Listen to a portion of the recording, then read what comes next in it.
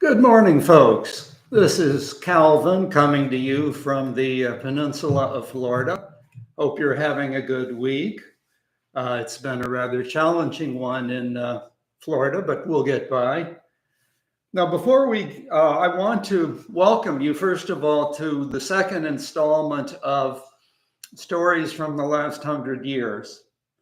Now, those of you that didn't tune in to the last installment, I'm going to go through a brief summary of what the program is about and also touch about Calvin, me.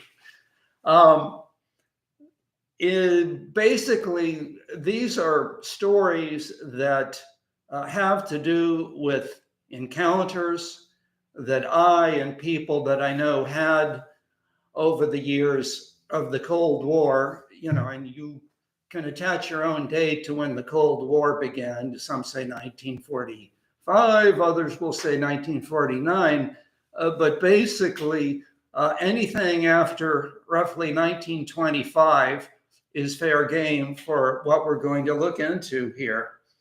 Now, while my adult years in Washington, D.C., and also a boyhood in Kentucky sort of give you a landscape of two rather different places, you'll be hearing about tales from those locales.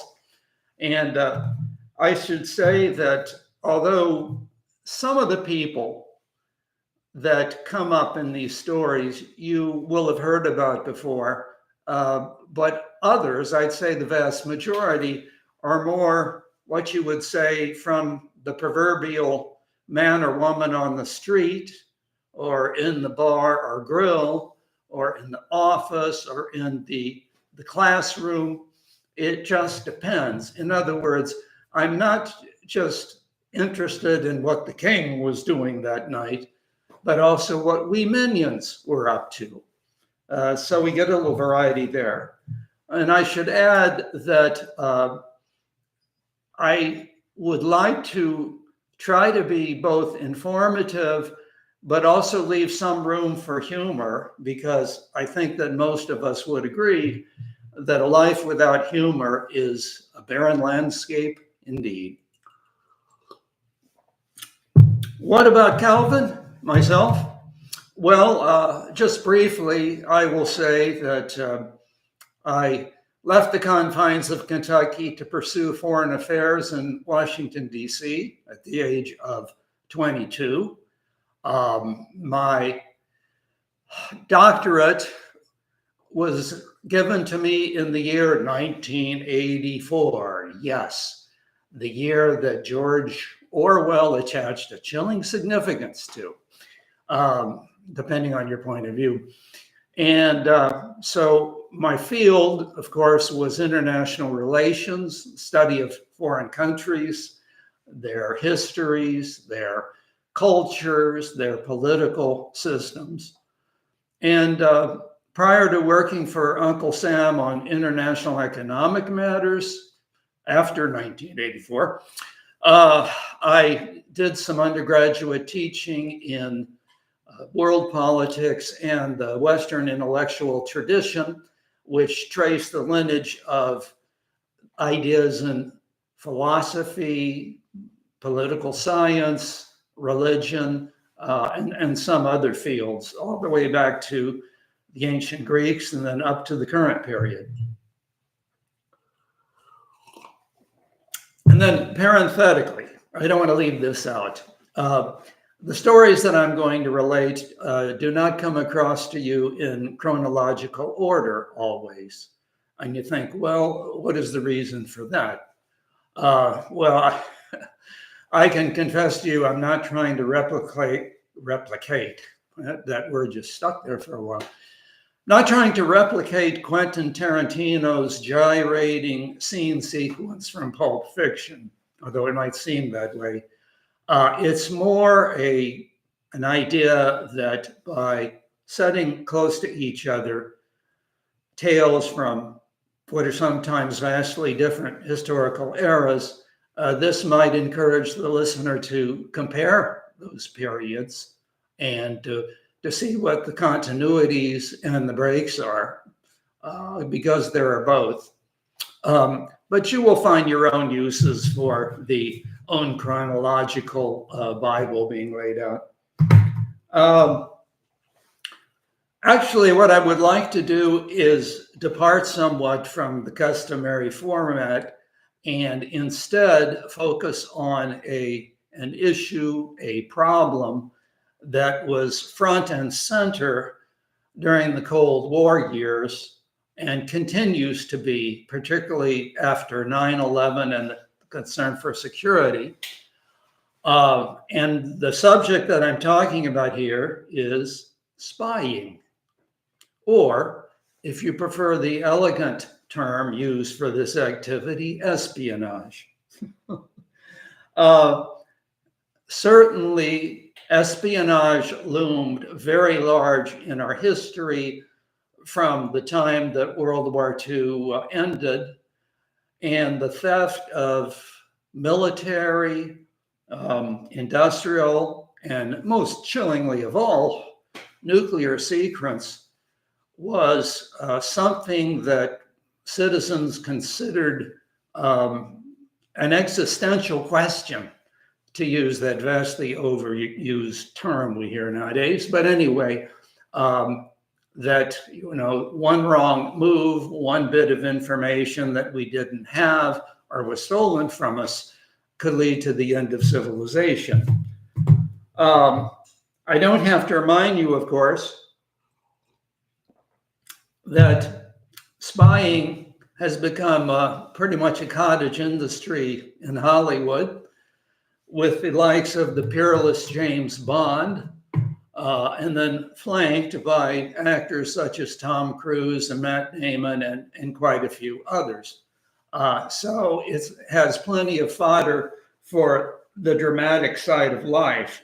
The point I was trying to make earlier, though, was that at the time, during the Cold War, though anti-communism reached a hysterical peak, for most citizens, it was viewed as a patriotic duty, if our very existence depended on it. And in some ways, we're still at that juncture today, as I mentioned, with the global intrigues and the complexity of the international situation.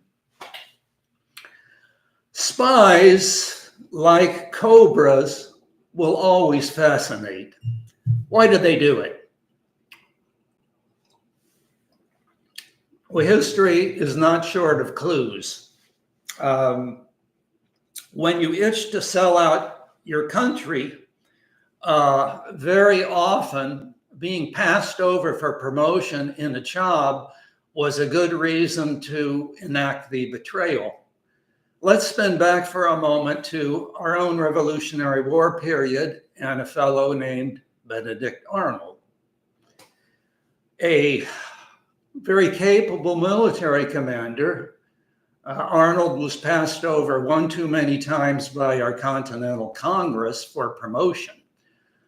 And this largely moved him to send secret messages to the British, who we were fighting our war with.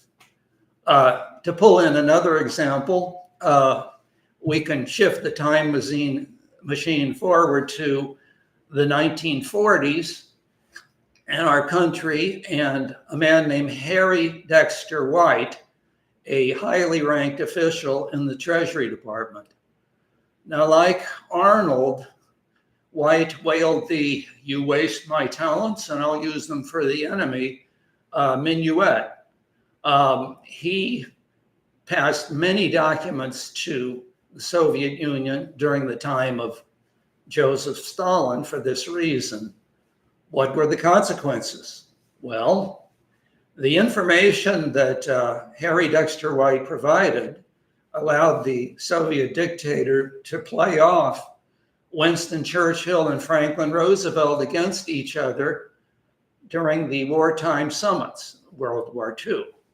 So no small potatoes there. If you're considering the potential for selling out your country. I would have to say, looking over at the record, by the 1980s, in the later years of the Cold War, ideology was virtually dead as a motivation for that betrayal. Goodbye to the likes of the famed 1940s. Well, before I say that, that is a broad statement that I made about the death of ideology. So it's important to have evidence for that. So what I will do here is provide some comparison between, say, the World War II years and the Reagan years, the 1980s. In the 1930s and 1940s, we happened upon a group famously named the Cambridge Five. These five were, of course, so named because most of them had attended Cambridge and provided quite a mother lode of information to Joseph Stalin, very dedicated Marxists, and well, colorful personalities as well. Among the five, they ranged from the famously androgynous Guy Burgess to the tormented Presbyterian Donald McLean. And it makes for an interesting study. But at their peak, it's worth recalling that McLean and Burgess were passing well over 3,000 confidential documents per month to Moscow. Looking at another member of the Cambridge Five, it's hard not to be spellbound by a man named Kim Philby. In addition to having a controversial father who at one point was locked up because of having supposed Nazi sympathizers in Britain during World War II, Philby, the younger, Kim, was a fox extraordinaire who could charm you under the table. And get this, at one point, Philby was receiving 4 salaries simultaneously. One from our intelligence service, another from Britain's MI6, foreign intelligence, another from the KGB, and a fourth from The Economist. And I thought, well, you talk about full-time work. Philby was certainly getting a full-time salary, or make that plural.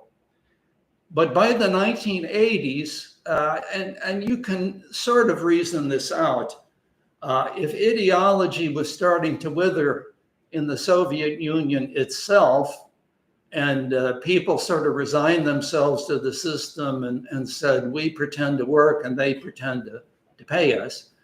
I mean, if you have this drying up of fervor, why shouldn't this also happen among Marxist-oriented people outside of the Soviet Union? And in fact, we see that. The 1980s was the period when I think you could say money and sex, which for some reason intelligence watchdogs like to call love. You reason that out. But at any rate, money and sex were becoming much more prevalent than ideological loyalty in the thefts of secrets. And here I give you the father and son Walker case, the duo who provided sensitive nuclear submarine technology to the Soviets in return for money. But let's not forget sex, as if that were even a possibility. Somewhat sexy, actually quite a bit sexier, were the so-called Romeo brigades of East Germany, the communist regime there at the time when Germany was divided into a communist capitalist part. These virile, handsome male agents were trained to wander the cafes in the Rhineland, be it Bonn or Cologne, on the lookout for love-starved secretaries that worked in government offices. And then after, of course, finding them and befriending them and graduating to full-time lovers, an endless stream of sensitive data was flowing to East Berlin from the West. That having said, this is in many ways the climax to the whole discussion today, with a man named Aldrich Ames, a highly placed CIA official. We have the worst debacle of intelligence theft probably in the post-war period. What Ames did was, among other bits of intelligence, provided for the Soviet Union in the 80s and 90s information on double agents that the US had working for them in Moscow. A dozen of them in particular come to mind. 11 of the 12 were executed by the Soviet regime. The 12th was never heard of again, largely due to the work of Aldrich Ames. It appears that, again, dollars, not job disgruntlement, was Ames' motivation for doing this. But of course, when it comes to intelligence, once you think you found the real motive, be careful, because there always seems to be one or two other ones lurking beneath the floorboards. I mean, all Aldrich Ames did was show up on the job dead drunk, flashing his $450,000 Jaguar around the Washington, D.C. area, and leaving crumpled messages from his Soviet handler in the wastebasket at work. So I shake my head at how blatant he was, sort of like Guy Burgess among the Cambridge Five.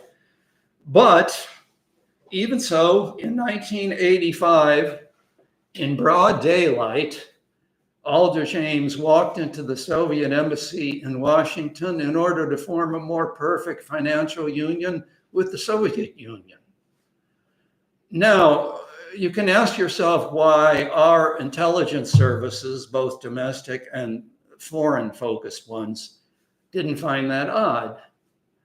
Well, we focus on the fascinating CIA practice of assuming the loyalty of the top elite employees and looking at the grunts as if they had rap sheets a mile long. This gentleman, as it turns out, don't read other gentlemen's mail, even if it's black. Well, that concludes the program today on spying, and I hope that you found it at least a smidgen interesting. I would hope more than that, of course. But I want to thank you for tuning into today's installment. Next week, I'd love to have you watching again. We're going to shift over to a Kentucky boyhood where some of the things I didn't understand at all, others I understood later, and still others I still don't understand today. Anyway, have a wonderful week, and I'm just glad we could share the time together today. This program comes to you by way of Devondale Artistic Alternatives, LLC, copyright 2024. Good day.